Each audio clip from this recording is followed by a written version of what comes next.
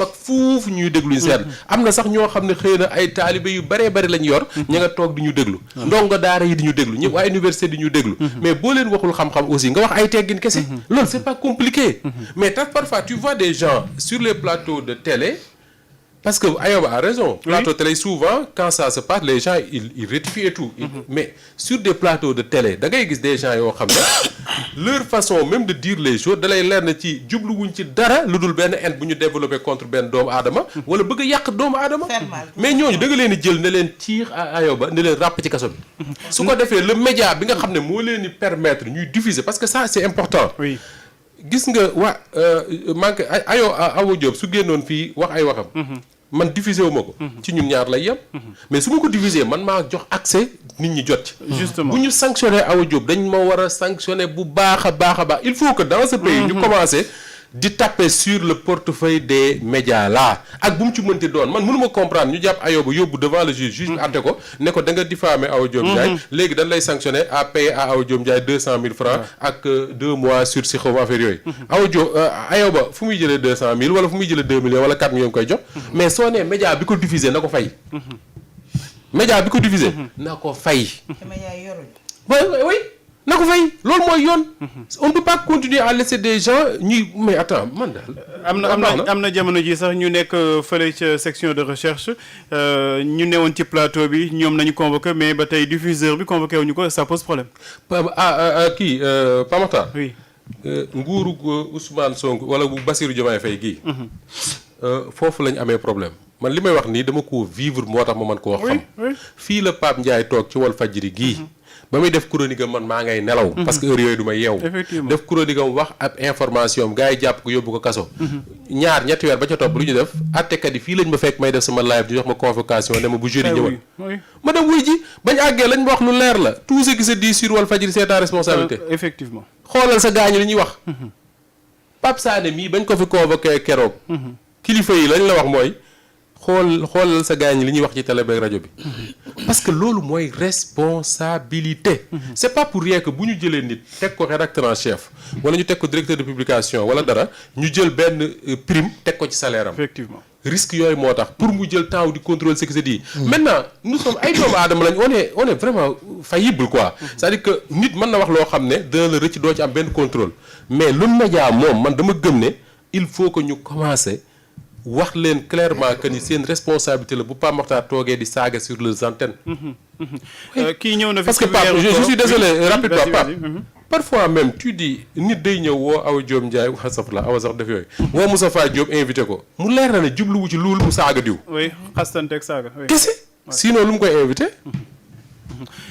ci yow lay da sax dem ci Georges Nesta kii ñëw na fi Serigne Mboup def émission tudd ay tur ñooñ jàpp nañ leen di famille yow mi nañ convoqué mais Serigne Mboup fii la ñëw def émission koor la woon sa yoon new man émission bi nekk ma ca seetaanu ma yàlla xam ne seetaanu ma ko sax j'étais pas présent à l'émission dama toog quelques jours après ñu ne ma naa wuy ci kanamu àttekat ba te dem naa taxaw ci kanamu àttekat bi man ma taxaw Serigne Mboup taxaw Serigne Diagne mi nuñ porté plainte taxaw mieux nan waa ji kan nu mu tudd Seydou Kane xam nga boobu nguur gële la Seydou Kane mi moom kii affaire Azer bi pas au Sénégal waaw dañuy invité Jean-Michel Sène fii mu ñëw di def émission édition du soir Jean-Michel Sène directeur Azer am kàddu yu mu fa yëkkati mais Seydou Kane dafa servi citation directe Jean-Michel Sène ak Khady Sylla mi doon présenté émission bi ak Oustaz Assane Diouf mi doon directeur des programmes ñoom ñëpp dañoo war a dem ci kanamu yoon Jean-Michel ak ñoom ñëpp dañuy wuy ji mais loolu mooy yoon. D'accord. Alors, Georges Nesta, chacun a le droit d'exprimer et de diffuser librement ses opinions par la parole, la plume, l'image, la marche pacifique, pourvu que l'exercice de ces droits ne porte atteinte ni à l'honneur et la considération d'autrui, ni à l'ordre public. Mais gars yi dañuy fàtte pourvu bi. waaw xam nga man parfois dérive yi may gis par exemple dans les réseaux sociaux par exemple Facebook nangam yooyu parfois man ça me fait rire. du ma métti trop quoi parce que je me dis que bon am na ñoo xam ne ils le disent ils sont cachés derrière le clavier di ko bind di la saaga wala quelque chose comme ça mais ce que je ne peux pas supporter mooy mu nekk koo xam ne fanga la devant une chaîne de télévision di débiter des insanités di wax lu ko neex tegu ko fenn lu dul voilà dafa neex làmmiñ dafa dégg wolof dafa loolu rek la mais waa ji amul benn xam-xamam daal mooy neex na làmmiñ arrogant la. voilà loolu rek la première responsabilité c'est ñun ñi nga xam ne ñooy gérer les médias. dëgg la parce que yow tey bu ñuy wax affaire climat laa la wax de nga xam ne yow tu veux un chroniqueur doo dem seeti météo un météorologue koo xam ne loolu la jàng loolu la xam waaye yow nga ci wut dawalkat Jakarta nekk wax man suba ndax day neige wala day taw yow xam nga ne yow kooku sabotage nga jublu waaye wutu xam-xam nga wax ne nu mu tee sax nga wax affaire santé au lieu nga dem wut ab médecin wala un infirmier déedéet yow da ngay wut maçon ne ko kaay tegtal ma lan mooy diabète la kooku yow ban xam-xam nga siy jëlee yow kay leneen nga si jublu mais jubluwoo si xam-xam parce que chroniqueur mooy koo xam ne dafa war am spécialité si mbir moo xam ne même bu ko jàngulee gestu na ko ba am si xam-xam mais rek comme ça waa ji nga ne ko voilà waa daal dafa neex la miñ di attaquer diw waxuma la sabotage sax mais attaquer la personne physiquement wala di naan waaw DG bi bu mu moytuwul xam naa ku mu doon doxaan fële suñu dëkk xam naa gelam yi mais loolu ban njëriñ la am ban njëriñ ban xam-xam nga fay dégg yow. normal tout simplement. ça n'a pas de sens te kooku nag moom man dama am je vais pas le citer. dama am benn jour quoi su ma benn xarit moo ne chroniqueur diw de moom. bëri na xam-xam de mën na ko xam-xam mais dëgër na fit. dëgër fit ak bëri xam bokkul. mu ne dama xam ne lu mu xamal xanaa gars yi yab na Ousmane Sonko de ma ne ko ñàkk tegin rek ak xamadi waaye du xam-xam. parfois yow xam moo lay wax. yow nga jaakaarloog buur di ko saaga nga nit ñi di la tàcc nga koy saaga di wax lu ne ñu ne la da nga am xam-xam da nga ñàkk jom parce que xam nga ne xëjul si yow. bu ko neexoon dëgg yow doo fanaan sa kër. voilà kon kooku nag bu ñu lay félicité naan ne diw bi kat il est pertinent lu mu ñeme wax diw moom rek moo ko ñeme.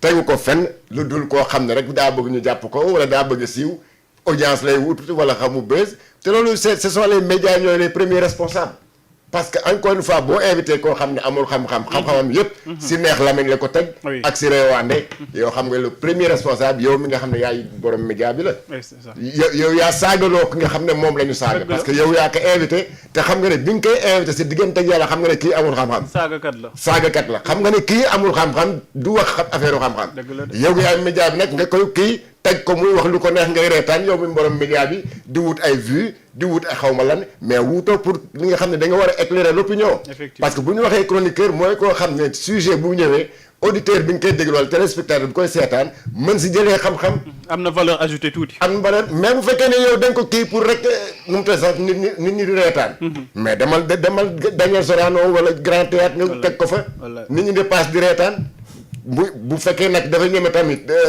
dafa ñeme dóor wala dafa mën xeex jox ko xaalis mu taxaw si mbedd mi de saaga nit ñi nga xool mais c'est aussi simple que ça donc les premiers responsables sont les médias. Ensuite nag bu ñu régler si les médias ne veulent pas être responsables mais ku saagaloo nit effectivement yow borom média bi la ñu war a njëkk a tëj. parce que l'autre là ku saagkat bi moom kooku il est juste complice. mais le premier responsable. l'auteur principal. ku saaga noonu. il y a divisé. effectivement voilà parce que y a que divisé donc c'est toi le premier responsable lui il n'est que complice. voilà. mais autant ça se passait de la sorte. mais c'est ça. autant ça se passait de la sorte média bi la ñuy njëkk. kii ba pare donc parce que kooku mën na nekk un simple invité boo xamante ne yàlla xam naka la ñu invité parce que tey jii ñan ñoo déclaré wu chroniqueur Pape. bëri na de. ñan ñoo déclaré wu chroniqueur te ñooñu ñan ñoo leen jël moyennant chaque parution temps. au niveau des sites. au niveau des plateaux télé ñu leen di fay. ba pare am keneen koo xam ne dañ koy porter combat am également mu fay leen. gis nga li ñuy wax nii Ayobo wax ko fi mu nekk nii Moustapha wax ko moo di ne Pape. dans beaucoup de pays. sanction pécuniaire moom moo tax yépp jaar ci yoon. mu aaju ci wàllu circulation mu aaju ci leneen ak leneen bépp dérive boo def bépp kii boo def sanction pécuniaire moom la ñuy jiital ba pare sanction pénale doog a ñëw loolu suñ ko parce que xaalis dafa sax ci xol. ba pare tey jii suñu dëkk bi Pape tey jii suñu ma fekkee man mii toog ne ma kaay fay 200 000 francs parce que doxalee nga nii Pape su ëllëgee dinaa xool nu may doxalee ndax 200 000 francs yooyu am na feneen fu mu xaj mënoon na fay luwaas. nañ ko commencé di def et qu'on régule Pape régulation bi nga xamante ne dañ ko commencé woon Pape. par rapport aux médias nañ ko continuer man mënuma comprendre nga avancer 20 pas en avant def 10 pas en arrière mënatul continuer ci réew mi si on veut bien faire et si on veut assainir Pape secteur bu ci nekk muy suñu secteur muy beneen secteur il faut qu'on commence par ça. aywa wax nañ ko médias yi seen responsabilité souvent dañ koy fàtte wala sax duñ ko engagé alors que loolu la yoon santaane maa ngi wax rek waa Source A yóbbu nañ ñett ci ñoom waaye ba tey média bi moom inquiété wuñu ko alors que ci média boobu leen nañ waxee kàddu yi nga xamante ne ñoom nañuy toppee ñooñu la. su fekkee nu mu tuddati dañoo convoqué ay journalistes simple journaliste Source A TV ki nga xamante ni moom chaîne bi ci boppam waroon nañ ko woo déglu ko parce que pour man c'est le premier responsable moom il est le responsable de ces journalistes yi bu ñu produire contenu du contenu parce que émission boo xamante ni da ngay ñëw rek commencer wax dafa am thème boo xamante ni ci ngay war a wax te loolu da nga cee war a waxtaan ak rédacteur en chef bi waxtaan ci ak directeur yi ki nga xamante ni mooy chaîne bi donc le directeur de publication est pénalement responsable suñu woowee ay journalistes am war nañ ko woo médias yi chaque jour ñu wax ci responsabilité bi nga xamante ni war nañ koo am par rapport au contenu qui est diffusé et je pense que li ñu war a réformer surtout mooy CNRA ak li nga xamante ni mooy correct jox leen ay pouvoir ba ñu mën a étendre seen champ d'application yi aussi ñu mën a am benn pouvoir pour par exemple retirer licence u média diw retirer carte journaliste diw ñu mën a am pouvoir yooyu yëpp pour mën a réguler li nga xamante ni mooy secteur bi nga xamante ni moom la ñu bokk yëpp muy média yi et puis ñu étendre seeni champ de compétence ci li nga xamante ni mooy média en ligne aussi chaîne YouTube yi surtout parce que pour man problème bi yëpp Sénégal ci chaîne YouTube yi la. Effectivement. kaddu yi ngay dégg yu gën a ñagas yëpp ci chaîne YouTube yi lañ koy waxee. mais léegi télé yi ngi koy rivaliser de. télé yi ñu ngi télé yi dem nañ ba jàppale chaîne YouTube yi ay concurrent léegi parce que télévision bu ci nekk tey créé nga sa chaîne YouTube xam nga commencé diffuser ay contenu ci say plateforme YouTube donc dem na ba yëf yi doon ab sorte de concurrence te concurrence boobu li mu jur mooy chroniqueurs yi nga fi doon dégg ñu leen di employé ci ay chaîne YouTube léegi da nga leen di gis ci yenn chaîne de télévision yi ñuy wër di def ay prestations te pour man une télévision responsable quand même un média responsable waroo suivre li nga xamante ni tey jii mooy rythme chaîne YouTube yi parce que chaîne YouTube yi peut-être am na foo xamante ni tey jii droit yemalewu leen fa mën nañoo xuus dem mais yow da nga tënku dañ laa tënk ci ab charte boo xamante ni mi ngi fi tey jii am na ay chaînes yoo xamante ne ñu ngi leen ubbi peut-être état du Sénégal mun leen tëj tout simplement parce que fi leen domicilier du fi te télévision bu état bëggee tëj télévision tey jii wala mu retirer licence télévision te état mën na ko donc loolu pour man war na tax ñun ñu gën a responsable en tant que média su fekkee télévision laa wax rajo wala journal papier bi nga xamante ni lañuy bind professionnalisme bi ñuy xaar ci ñun en tout cas war nañ koo gën a yokk parce que man li ma yaakaar mooy dans les 5 voire 10 années à venir suñu liggéey li muy doon ak fii technologie bi ak si léegi waxuma chaîne YouTube yeeg intelligence artificielle yeeg yeneen technologie yëpp suñu liggéey li muy doon dans les 10 prochaines années à venir les vrais journalistes je veux dire mooy passer tout notre temps à faire de la vérification d'informations parce que flux des informations bi dina tar ba nga xamante ne tey jii il faut que journalistes yi demaat à l'école de la vérification des faits parce que nouvelle technologie yi moo tax yaa ngi dégg barki dem maa ngi dugg TikTok. oui cliquer ci benn vidéo. mais soo déggee voix bi ni muy nettalee affaire histoire u Adji Sarr sa naturalisation ak poursuite yi Sonko di war a encourir à l'étranger tu crois que c'est un journaliste de RFI qui dit il y a le générique de RFI il y a le logo de RFI et il y a la voix. Et la voix est construite entièrement par l'intelligence artificielle. Bien sûr. C'est-à-dire un non-initié boo xamante ni peut-être man amul kii bi ma am. day ñëw rek tàmbu ci ne RFI moom moo wax. aywa yaa ngi fàttaliku bi ñu demee Allemagne dañu ñëw commencé visite beeg travaux yeeg yooyu mais tubaab bi daar ñu génne benn journal boo xam ne à travers l'intelligence artificielle lañ ko defee rek. qui parle de nous. qui parle de nous nga xam ne boo ko lire tu as l'impression que ku ci nekk ñu décrire la yow sa parcours et tout te intelligence artificielle bi kese moo à partir des données yoo xamante ni collecté na ko imaginel tey jii un non initié bu dugg TikTok yem ci vidéo boobu ni tey jii kat kon Ousmane Sonko bu génnee bu dem fii dañ koy jàpp loolu lay jàpp parce que dafa jàpp ni RFI moom moo joxe information bi donc loolu laay wax ma ni les médias actuels journalistes en tout cas les vrais journalistes yi nga xamante ni tey jii faire de l'information mooy seen liggéey nañu projeté wu ci domaine ou vérification des faits. man jàpp naa ne sax Ayoba sur chaque chaîne de télé et de rajo fi ñu nekk nii. war nañoo am des émissions sur le fact-checking. c'est journaliste boo xam ne day spécialisé wu ci la vérification des faits. parce que même au sein des rédactions léegi man loolu dama koy gis sax même ci yenn groupe WhatsApp da ngay gis des journalistes qui partagent des informations yoo xam ne.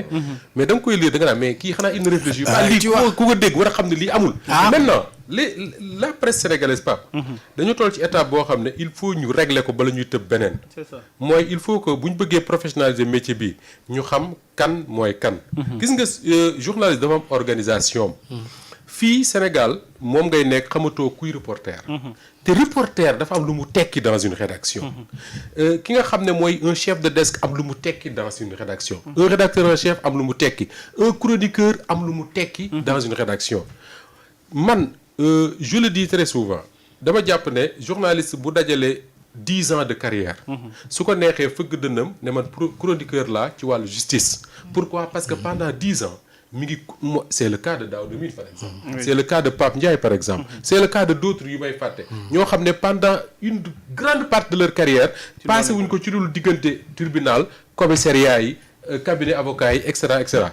journaliste qui fait 10 ans à couvrir des activités politiques su ko neexee ne damay def des chroniques en politique.